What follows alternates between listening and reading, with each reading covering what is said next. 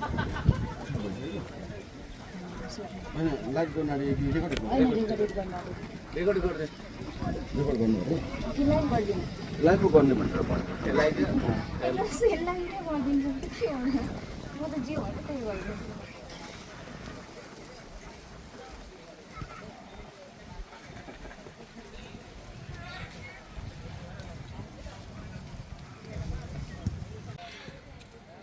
तपाईँहरूलाई स्वागत छ। जस्तै यो धरान सिटी फुटबल क्लबद्वारा आयोजित मदन भण्डारी स्मृति महिला फुटबल 2082 को यो तपाईँहरू चाहिँ फाइनल खेलको लागि दुई टिम तपाईँहरू आफ्नो परिचय दिनुहोस् न।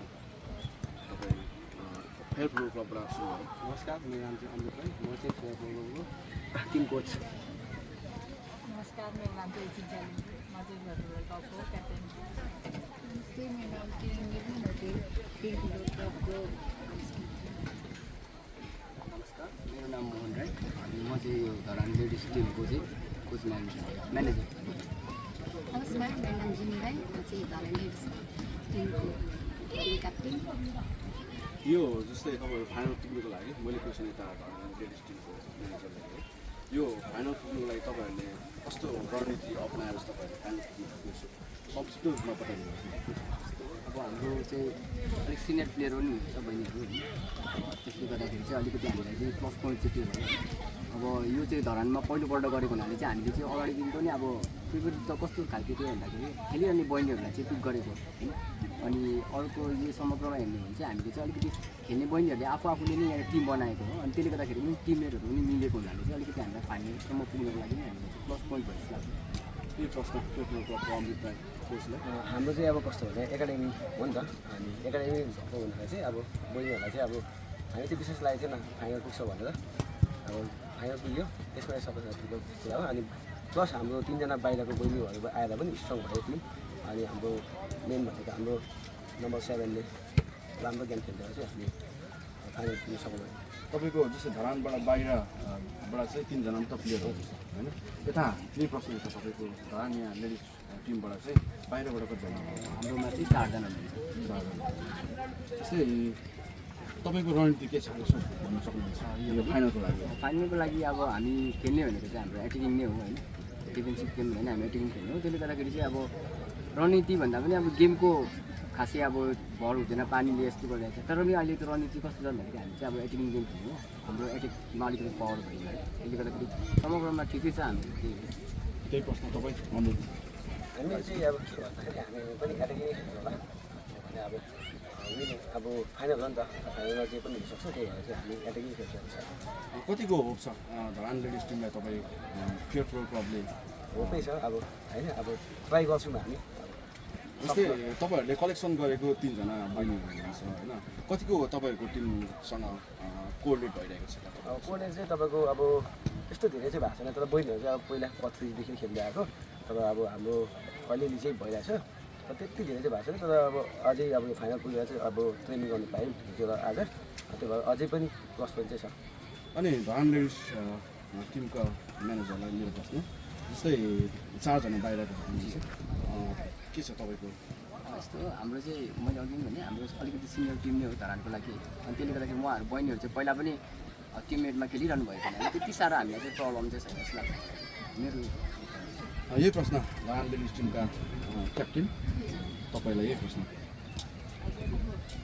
समग्रमा भन्नु गर्दाखेरि अब बाहिरको टिम जुन हामीले 4जना ल्याएको छौँ, उनीहरूसँग अब हामीले पनि खेल्नु त खेलेकै नै होइन।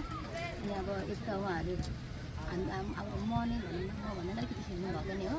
त्यही भएको कारणले अब हामीसँग 4जनाहरू चाहिँ के भन्नु अब टिममा चाहिँ के भन्नु मिलेर नै खेलेको छौँ होइन, गेम पनि मिलेकै छ। जस्तै तपाईँ धरान लेडिज टिमको स्किपर होइन, क्याप्टन, जस्तै तपाईँले कसरी ह्यान्डलिङ गरिराख्नुपर्छ फिल्डभित्र तपाईँको टिममेटहरूलाई? एकदम अब क्याप्टन भइहालेँ होइन। अब फिल्डमा चाहिँ अब त्यस्तो साह्रो चाहिँ मैले लिड गरेर चाहिँ खेलाउनु चाहिँ परेको छैन, किनभने त अब हामी खेलि नै रहेको प्लेयरहरू होइन। समग्रमा हामी सबजना खेलेको एक टिमबाटै खेलिरहेको हो। त्यही भएर त्यस्तो टिमलाई लिड गरेर चाहिँ त्यस्तो साह्रो खेल्नु चाहिँ परेको छैन भन्नु, किनभने उनीहरू आफ्नो पोजिसनमा भयो, आफ्नो ठाउँमा एकदम मजाले नै खेलिरहेछ। त्यो भएर कारण एकदम सजिलो भएको छ। एज डिफ्रेन्स अनुसार धरान लेडिज टिमको चाहिँ अलिकति एज अलिकति ज्यादा देखिरहेको जस्तो देखिन्छ होइन यता फेयर फ्लोर क्लबको लेडिजहरू चाहिँ अलिकति एजको सानो त्यसलाई तपाईँहरूले कतिको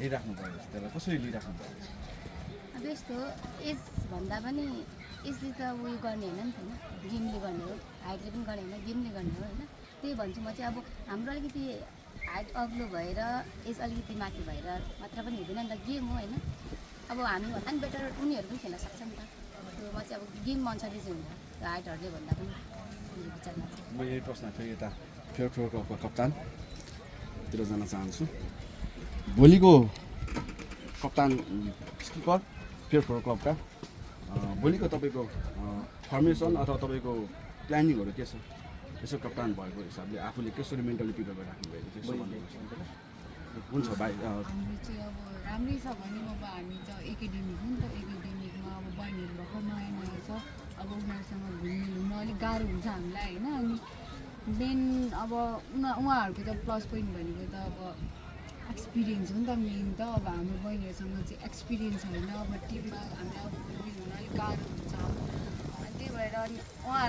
उहाँहरूलाई चाहिँ अब अलिकति सिकाएर खेलाउनुपर्छ कि भित्र नत्र त अब आफ्नो अब उहाँहरूको चाहिँ कस्तो छ भने आफ्नो पोजिसनमा सबजना राम्रो हुन्छ नि त अब हाम्रो पोजिसन भनेको चाहिँ कहिले यता जाने कहिले उता जाने भइरहेको हुन्छ नि त अब पोजिसन बिर्सिने कहिले अनि त्यो चाहिँ पोजिसन चाहिँ अलिक गाह्रो भइरहेछ नत्र ओभरअल अरू सबै राम्रै भइरहेछ कतिको तपाईँको होप छ त यो फाइनल तपाईँको कस्तो तपाईँहरूको टिमले कसरी पर्फर्मेन्स दिनु सक्छ अब होप त खेलिसकेपछि अब मतलब एउटा टिमले अब एउटा टिममा भइसकेपछि होप त जहिले पनि 100% नै हुन्छ नि त होइन खेलेपछि जित्नैपर्छ भन्ने हुन्छ सबैलाई अनि अब हामीले यत्रो खेल्यौँ यत्रो मिहिनेत गरेर हामी फाइनलसम्म पुगेको नि त अब फाइनलसम्म पुगेपछि त अब जित्ने त अब जसलाई पनि इच्छा हुन्छ इच्छा छ हामीलाई पनि जस तपाईँ धरान लेडिज टिमलाई तपाईँको जस्तै 99% दिनुहुन्छ 100% दिनु भन्नु खोज्नु भएको कि 100% दिनु अब सक्नु 100% सबैजनाले आफ्नो आफ्नो पोजिसनमा अब सबैजनाले बेस्ट दिनुभयो भने अभियसली हामी जित्न सक्छौँ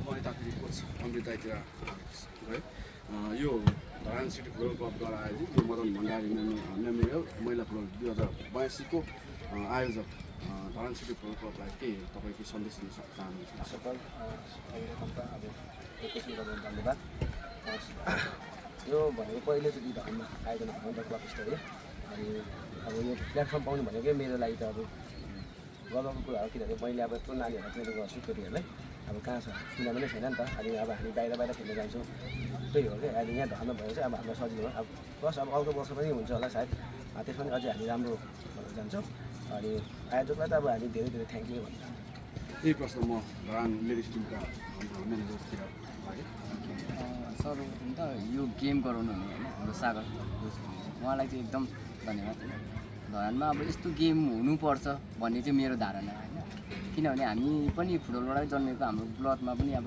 खुनमा पनि अब फुटबल छ त्यसले गर्दाखेरि अहिलेको नयाँ जेनेरेसनले पनि फुटबलको बारेमा चाहिँ केही कुरा जानोस् अब अहिले अब नेसनल प्लेयरहरू पनि अब फुटबलमा चाहिँ अब फिमेलहरू एकदम धेरै अब ग्रोथ भइरहेछ नि त त्यसले गर्दाखेरि धरानबाट पनि केही हुन्छ कि भनेर आश पनि हो यो अनि प्लस यो हाम्रो सागर कोचले गर्नुभएको कुरालाई देख्दाखेरि र मलाई चाहिँ भित्रबाट कस्तो हुन्छ भन्दाखेरि खुसी लागेको छ कि हाम्रो बहिनीहरू पनि होइन धरानको नभएर धरानभित्र नभएर बाहिरबाट पनि हामीले बहिनीहरू ल्याएको छौँ र उहाँहरूको पनि अब स्किलहरू डेभलप हुन्छ नि त अब बसेर भन्दा पनि अब केही देखिन्छ कसैले चिन्छ र हाम्रो अहिले सुनिरहेको छौँ है नेसनल प्लेयरहरूमा पृथ्वीराज साम्बा उहाँहरू जतिको त खेल्न सक्दैन होला तर पनि खेल्न सक्ने खालको हुन्छ कि भनेर आश पनि छ त्यसले गर्दाखेरि चाहिँ मैले चाहिँ यो जुन हाम्रो फेयर क्लब या हाम्रो फेयर क्लबसम्म हामी फाइनलमा पुग्दैछौँ र हामीले चाहिँ जति मिहिनेत गऱ्यौँ उहाँहरूले पनि मिहिनेत गर्नुभएको छ र म भन्छु कि उहाँहरूले पनि हाम्रो बहिनीहरूलाई यति धेरै प्लेटफर्म दिएर चाहिँ यतिसम्म ल्याउनुभएको छ उहाँहरूको मैले देख्दा पनि होइन फेयर क्लब पनि अब नजिककै छु र उहाँहरूले चाहिँ अझै प्लेटफर्म नपाउँदाखेरि त हामीभन्दा खुसी त उहाँहरू हुनुहुन्छ जस्तो लाग्छ है त्यसले गर्दाखेरि चाहिँ मैले सागर कोचलाई पनि धन्यवाद दिन चाहन्छु र यो सबै गर्नुहुने अरू टिमहरूलाई पनि सबैलाई चाहिँ धन्यवाद दिन चाहन्छु धन्यवाद तपाईँहरूलाई all the best thank you यो क्याप्टेनले एकचोटि सिङ्गो उठाइदिनु बस्नु क्याप्टन क्ल्याप गरौँ न त हामी अब दर्शकहरू नभए पनि अल द बेस्ट भोलि राम्रो पर्फर्मेन्स दिनु होला होइन जस दर्शकलाई चाहिँ रुचाइदिनु होला नेक्स्टले पनि के गर्न सक्छ भनेर है धन्यवाद। ठिक छ ल